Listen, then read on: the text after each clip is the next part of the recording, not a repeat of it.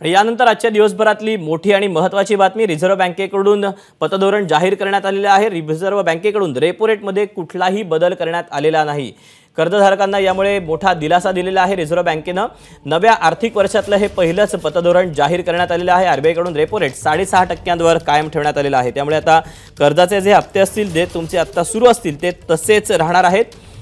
नवीन आर्थिक वर्षातलं हे पहिलंच पतधोरण आहे। त्यामुळे रिझर्व्ह बँकेकडून रेपो रेटमध्ये सध्या कुठलाही बदल करण्यात आलेला नाही। कर्जधारकांना यामुळे काहीसा दिलासा देखील मिळणार आहे। नवीन आर्थिक वर्षातलं हे पहिलंच पतधोरण आहे आणि जो रेपो रेट होता 6.5% तो मात्र कायम ठेवलेला आहे रिझर्व्ह बँकेने। अधिकचे अपडेट जाणून घेत अभिषेक मुठाळ आपल्या सोबत आहे। अभिषेक, नवीन वर्षातलं हे पहिलंच पतधोरण आहे त्यामुळे एक मोठा दिलासा देखील कर्जधारकांना आरबीआयने दिलेला पाहायला मिळतोय।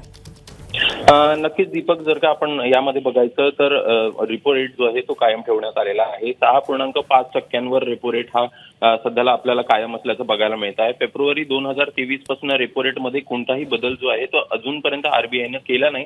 त्यामुळे तोपर्यंत तरी सध्याला आपल्याला दिलासा मिळाल्याचं दिसतं आहे। महागाई देखील नियंत्रणात आहे। एकूणच आर्थिक आपली घडी देखील चांगली आपल्याला सध्याला पाहायला मिळते आहे। त्यामुळे यंदाच्या वर्षामध्ये कुठेतरी रेपो रेट आपल्याला कमी देखील होताना बघायला मिळेल अशा प्रकारची अपेक्षा व्यक्त करण्यात येते आणि तशाच प्रकारची पावलं देखील आरबीआय कडनं सध्याला टाकताना दिसत आहेत। जर का महागाई दर हा 4% पर्यंत आला किंवा त्याच्या खाली आला तर रेपो रेट हा कदाचित खाली जाताना आपल्याला पाहायला मिळू शकतो। त्यामुळे व्याज दर सध्याला जे आहेत ते जैसे तेच आपल्याला पाहायला मिळणार आहे। त्यामुळेच एकूणच यंदाच्या आर्थिक वर्षामध्ये अनेक चांगले ज्या घडामोडी आहेत ते सर्वसामान्यांच्या खिशामध्ये अधिकचे पैसे जे आहेत ते आपल्याला पडताना बघायला मिळू शकतात, ज्यामध्ये रेपो रेट देखील कमी होतानाचा अंदाज जो आहे तो व्यक्त करण्यात येतोय।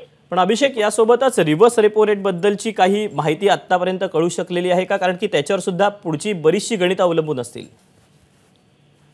बरोबर आहे दीपक, साधारणपणे आता जर का बघायचं तर रेपो रेट हा कायम ठेवण्यात आलेला आहे।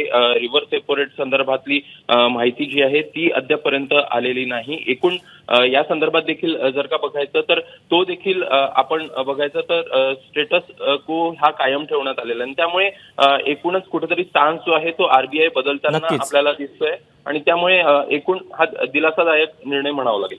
अभिषेक, धन्यवाद दिलेल्या सगळ्या सविस्तर माहितीबद्दल।